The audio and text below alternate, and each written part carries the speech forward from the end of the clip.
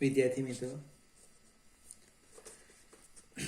Chapter 9 સ્વાધ્યાયનો 5મો example.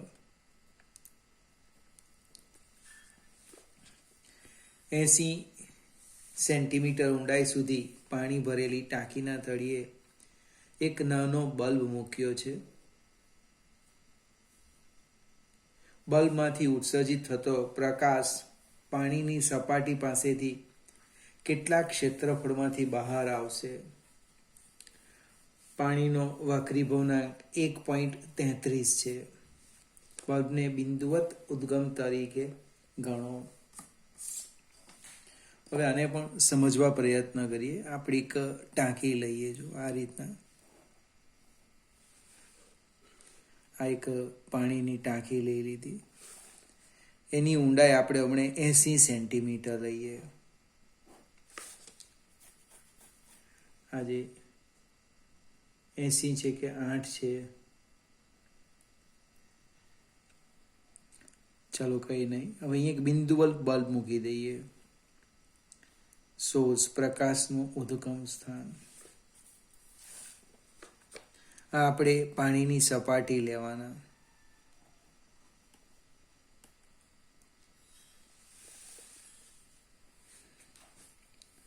હવે પ્રકાશનું કિરણ જે નીકળે છે એ આ રીતે અને સપાટી પર આપાત થાય. જસ્ટ સમજવા પ્રયત્ન કરીએ. આમ હવે આ જે મેં બિંદુ લીધા, એ બિંદુ પાસે જે આપાત કોણ છે, એ આપાત કોણ એ ક્રાંતિ કોણ કરતા મોટો થવાનો, તો ક્રાંતિ કોણ જેટલો થવાનો. આનો અર્થ શું થાય તે સમજાવો. કે આ જે કિરણ છે એ કિરણ આ બંને માધ્યમને અલગ પાડતી સપાટીની દિશામાં ગતિ કરે. આપણી આંખ અહીંયા છે, આપણી આંખમાં પ્રવેશવાનું નથી. જો આના કરતાં આ બિંદુનું આમ લેમ તો આપાત કોણ એ ક્રાંતિ કોણ કરતાં નાનો થાય, એટલે વક્રીભવન અનુભવી આપણી આંખમાં પ્રવેશે. પણ આ કોણ, આ બિંદુ પછી હું જેમ આમ જઈશ તો આપાત કોણ એ ક્રાંતિ કોણ કરતાં વધવાનો, એટલે એનું પૂર્ણ આંતરિક પરાવર્તન થાય. એને કારણે શું થાય, આ પછીના બિંદુ માટેના કિરણો એ જ માધ્યમમાં પરાવર્તન પામે, આપણી આંખમાં પ્રવેશતા નથી. હવે કેટલા વિસ્તારમાંથી કિરણ બહાર નીકળે એ આપણે શોધવાનું છે, બને. એટલે આ ત્રિજ્યા હું આર લઈ લેમ. આર, જો આપણે આર શોધી કાઢીએ તો શું થાય, πr² આપણને પ્રાપ્ત થશે. હવે આ જો સી હોય તો આ ખૂણો પણ કેટલો થાય, સી થાય. આપાત કોણ એ ક્રાંતિ કોણ જેટલો કે એના કરતાં મોટો હોય તો એ કિરણ આપણી આંખમાં પ્રવેશવાનું નથી. આપણે આ બિંદુનું ધારો કે હું નામ આપું પી બિંદુ.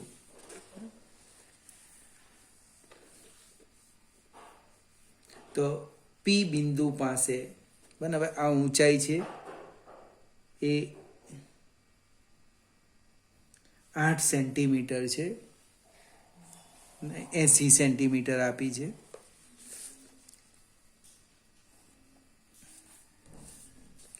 h બરાબર 80 સેન્ટીમીટર એટલે કે 0.8 મીટર.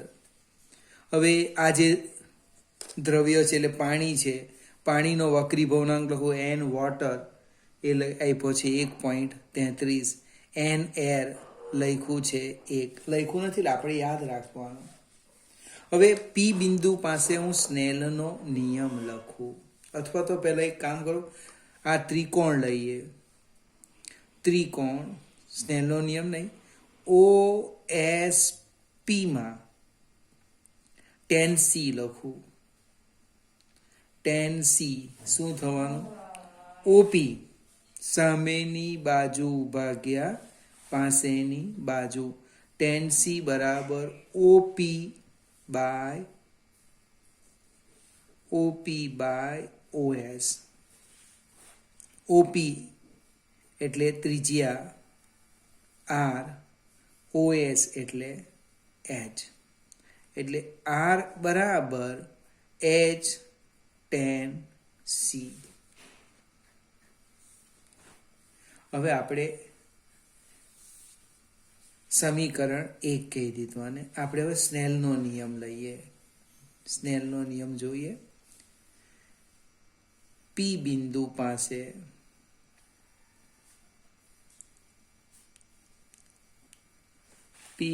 પાસે સ્નેલનો નિયમ. n વોટર sin C,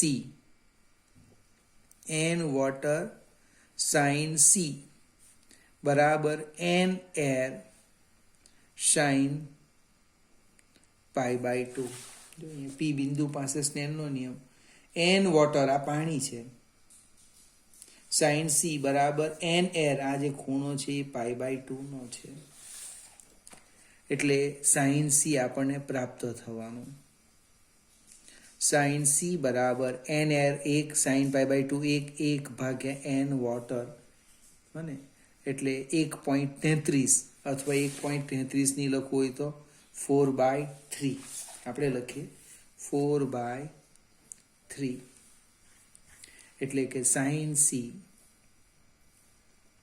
બરાબર શું થવાનું 3/4. હવે નેચરલ ટેન્જન કે લોગ ટેબલ મારી પાસે નથી તો હું શું કરું સમજાવું છું. આપણે ફિગર જોઈએ. આ કાટકોણ ત્રિકોણ એક બનાવી દઈશ, માત્ર સમજવા પ્રયત્ન કરીએ. આ રીતે અને હું ધારો કે C કેમ જો C સમજવા પ્રયત્ન કરજો. અને C કેમ તો સામેની બાજુ 3 તો આ થવાનું 4, બરાબર. એટલે 4 આ બાજુ શોધી કરે, 4 નો વર્ગ 16, 16 માંથી 9 જાય, બરાબર, તો કેટલા આવવાના 7, આ થવાનું √7. હવે અહીંથી હું tan C શોધી કાઢું ને એ કિંમત સમીકરણ 1 માં મૂકી દેજો. tan C આકૃતિ પરથી લખીએ આપણે. આકૃતિ પરથી tan C બરાબર સામેની બાજુ ભાગ્યા કર્ણ, પાસેની બાજુ, ભૂલથી મારી, સામેની બાજુ ભાગ્યા પાસેની બાજુ. સમીકરણ 1 માં કિંમત મૂકતા ત્રીજી આવશે. સમીકરણ 1 માં કિંમત મૂકતા શું થવાનું, ત્રિજ્યા r, h છે 0.8 મીટર, 80 એટલે 0.8 મીટર ગુણ્યા 3/√7. હવે આટલા વિસ્તારનું ક્ષેત્રફળ શોધીએ. ત્રીજી આવી ગઈ ને એટલે ક્ષેત્રફળ લખવું. અને ક્ષેત્રફળ એરિયા A બરાબર πr², પાઈ 3.14 ઇન્ટુ r આપણે હમણાં શોધ્યા 0.8 ગુણ્યા 3/√7 નો વર્ગ, સાદું રૂપ આપો જે આવે તે મીટર². ફરીથી જૂના કોર્સમાં પણ આ એક્ઝામ્પલ હતો. એમાં h શોધવાનું હતું અને r આપેલું હતું કે પાત્રમાંથી નીચેથી આપણે ધીમે ધીમે પાણી બહાર કાઢીએ તો કોઈ ઊંચાઈએ આ પ્રકાશનું કિરણ આપણી આંખમાં પ્રવેશે નહીં.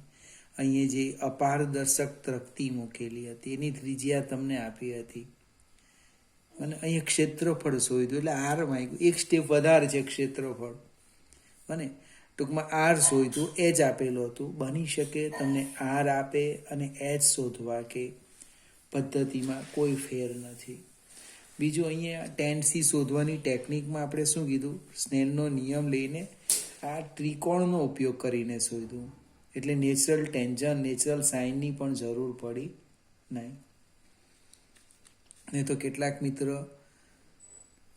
સાઇન C શોધી કાઢે, નેચરલ બને, નેચરલ સાઇનમાં જોઈને એ સીની કિંમત આ 10 સીમાં મૂકે તો પણ આવી જાય. પણ હવે પરીક્ષાની જો વાત કરીએ, લોક ટેબલ નથી આપ્યું, તો આ જ પદ્ધતિ બરાબર છે. છઠ્ઠો એક્ઝામ્પલ,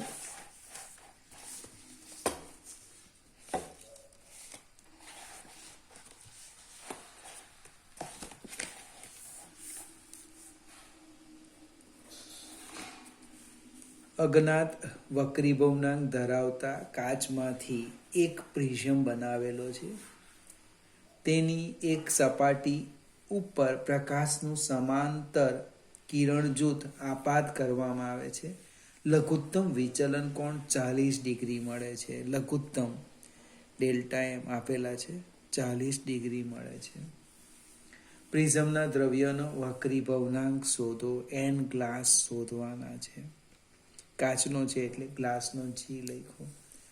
પ્રિઝમનો વક્રતાકારક કોણ. હવે આ શબ્દ તો આપણે સાંભળેલો જ નહીં.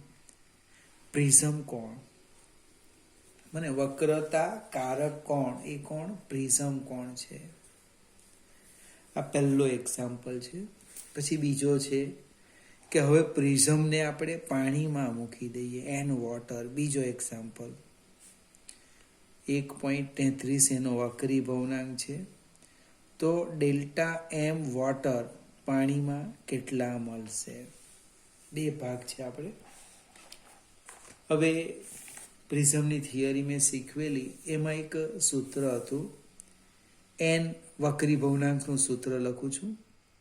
એન ગ્લાસ એર બરાબર અંશમાં લખેલું sine A plus delta m by 2 divide by sine A by 2. N glass air કેવી રીતે લખવાના? તો કે એમ, n glass by n air બરાબર સાઇન 60 વત્તા 40/2 સાઇન 60/2. એન એર 1 છે અને આપણે યાદ રાખવાનું હવાનો વક્રી ભવનાંક 1, એટલે એન ગ્લાસ સાઇન 60 વત્તા 40 100/2 એટલે 50 છેદમાં સાઇન 30. હવે સાઇન 50 એટલે નેચરલ સાઇન જોવું પડશે. નેચરલ સાઇનમાં સાઇન 50ની બાજુમાં જવાનું. આપણે જોઈએ, જો બતાવો.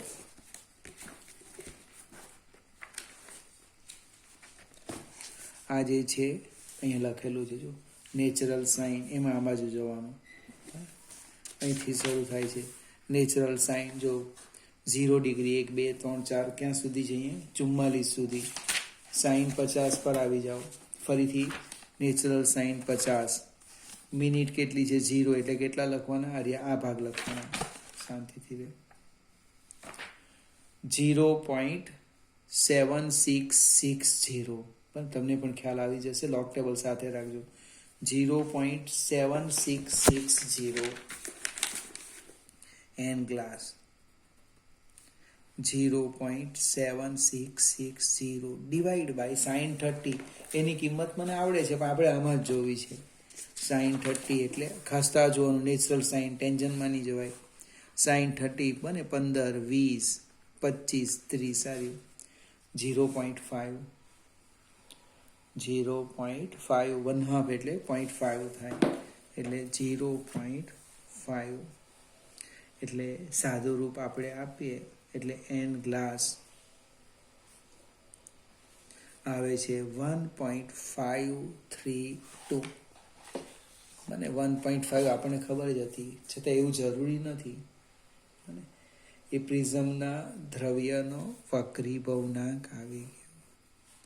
હવે આ જે પ્રિઝમ છે એ પ્રિઝમને આપણે પાણીમાં મૂકી દઈએ તો લઘુત્તમ વિચલન કોણ કેટલો મળે?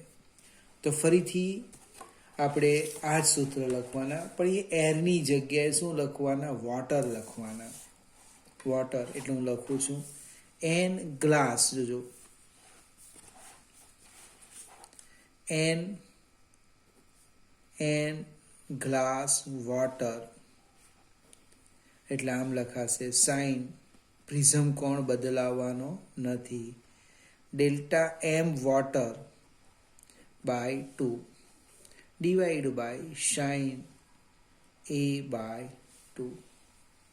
n ગ્લાસ વોટર એટલે શું? તો કે n ગ્લાસ ડિવાઈડ બાય n વોટર બરાબર સ્ટેપ આ જ લખવાના, sine A plus delta m water by 2 sine A by 2. હવે જેટલી કિંમત છે બધી જ આપણે મૂકી દઈએ તો શું થાય તો જોઈએ. n ગ્લાસ મારી પાસે છે 1.532 ડિવાઈડ બાય n વોટર 1.33 બરાબર સાઇન, અને અહીંયા હમણાં આપણે કિંમત નથી મૂકતા, આમ જ રહેવા દે, A plus delta m water by 2 sine 60 by 2 એટલે 30 એટલે 0.5 થશે. એટલે હું સીધો જ લખું છું અહીં જો, sine A plus delta m water by 2 બરાબર 1.532, આટલા તો છે જ, ગુણ્યા સાઇન 30 એટલે કેટલા, 1/2 એટલે 0.5 લખી દેમ, 0.5. આનો અર્થ શું થવાનો, sine A plus delta m by 2 બરાબર 0.5759. વિદ્યાર્થી મિત્રો, હવે આ જોતા હું શીખવું તમને. ફરીથી નેચરલ સાઇન લે, નેચરલ સાઇન, એમાં આપણે જોવાનું છે 0.5759 કઈ જગ્યાએ છે. આ બધા પોઈન્ટમાં જ આપ્યા છે, એટલે 0.5 જોઈ લઈએ, અહીંયા આવે છે 0.5, 0.7 જવાનું ને, આવી ગયા પોઈન્ટ અહીંયા છે જો 0.5736 50 64. આપણો પ્રશ્ન કયો છે 59, એટલે 50 લઈ લઈએ યાર. 35 ડિગ્રી ને કેટલા આવે 6 મિનિટ. હવે બીજા અંદર ઉમેરીએ કેટલા, તો આપણે 59 છે ને, 59 એટલે 9, એટલે 4 તફાવત લેવાનો, 4 મિનિટ. સમજાવો, 0.57 અહીંયા છે, એટલે નથી દેખાતું, હા 0.57 50, એમાં હું 9 ઉમેરું તો 9 ક્યાં છે, અહીંયા છે, એટલે આ 9ની ઉપર તફાવત લખ્યો છે મિનિટનો, એ બીજી લીટી એટલે 4, એટલે આપણે 35 ડિગ્રી ને 10 મિનિટ થવાનું, આમ લખીએ જો, sine A plus delta m by 2 બરાબર 35 ડિગ્રી 10 મિનિટ, અને 35 ડિગ્રી ઉપર 6 મિનિટ હતું ને તફાવતના 4 મિનિટ એટલે કેટલા થાય 10 મિનિટ. હવે આ લખ્યા પછી સાઇન નહીં લખાય, જો મારી ભૂલ હતી. એ પ્લસ ડેલ્ટા એમ બાય 2 બરાબર 35 ડિગ્રી 10 મિનિટ જોવાઈ ગયું, એટલે સાઇન નીકળી જાય. હવે બેને હું સામે લઈ જાઉં, એ પ્લસ ડેલ્ટા એમ બરાબર 2 35 ડિગ્રી 10 મિનિટ, એકમ અલગ અલગ છે એટલે કાળજી રાખજો. એટલે 35 ગુણ્યા 2 70 ડિગ્રી, 10 દુ 2 20 મિનિટ. હવે એને સામે લઈ જાઓ, એ મને ખબર છે,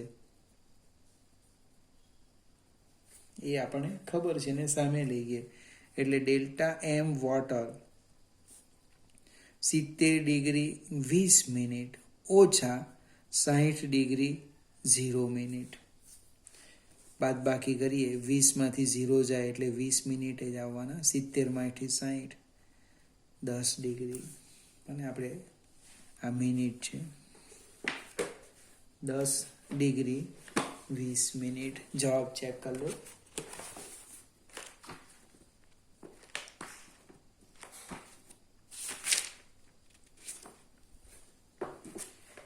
દસ ડિગ્રી 20 મિનિટ. હવે આ દાખલો 4 માર્કની અંદર પૂછી શકાય, અને કારણ કે એક તો વક્રી ભવનાંકના સૂત્રનો ઉપયોગ થયો, બીજું માધ્યમ બદલીએ પ્રિઝમ માટે.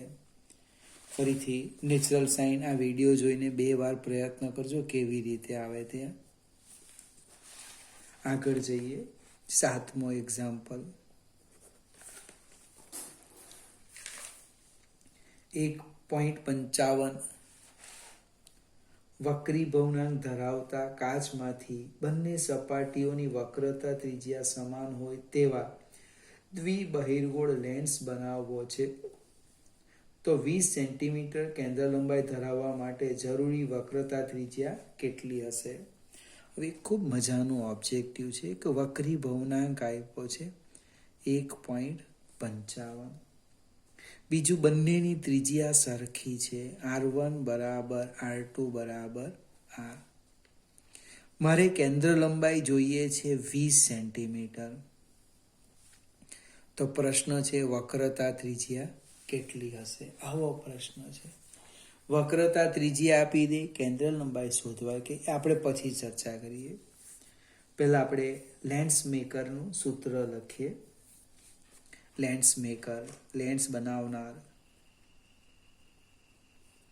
લેન્સ મેકરનું સૂત્ર 1/f is equal to n glass n air minus 1/r1 minus 1/r2. આપણે હમણે એક હવા n એર સિવાય બીજી કોઈ કિંમત મૂકવાના નથી. n એર 1 લખી દઈએ. R1 બરાબર લખ્યું છે R, અને ખાસ યાદ રાખવાનું R2 બરાબર માઇનસ R, અને આ માઇનસ લખવાનું છે.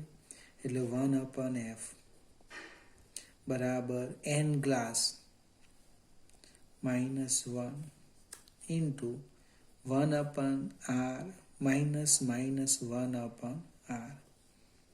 એટલે કેટલા થવાના? 1/f બરાબર n glass minus 1 into 2/r. હવે વિદ્યાર્થી મિત્રો, એટલે આપણા માટે કઈ વસ્તુ અગત્યની છે તે સમજાવું. 3 અજ્ઞાત રાશિ છે, f, n ગ્લાસ અને r. 3માંથી 2 આપે,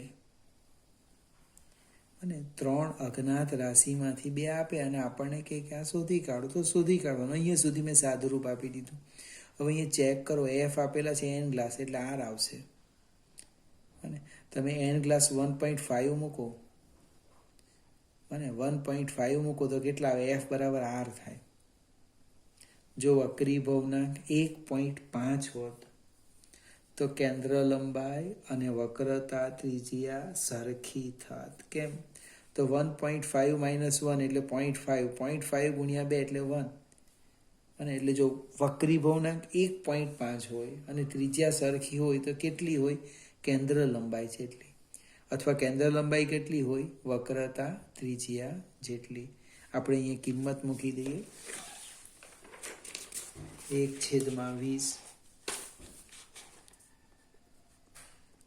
બરાબર 1.55 માઇનસ 1 ઇન્ટુ 2/r. r શોધવાના છે, એટલે 2 ગુણ્યા 0.55 ગુણ્યા 20. શક્ય એટલું સાદુરૂપ આપીએ એટલે લગભગ 22 સેન્ટીમીટર આવે છે. ફરીથી વિદ્યાર્થી મિત્રો, આજે 3 દાખલા, એટલે એમ તો બધા જ અગત્યના છે પણ અલગ પ્રકારના છે. એટલે આ વિડીયો એકવાર નહીં 2 વાર જોઈ અને પછી જાતે જ લખવા પ્રયત્ન કરવાનો. નેચરલ સાઇન, નેચરલ ટેન્જન કેવી રીતે જોવાનું એ પણ લોગ ટેબલ લઈને પ્રયત્ન કરજો.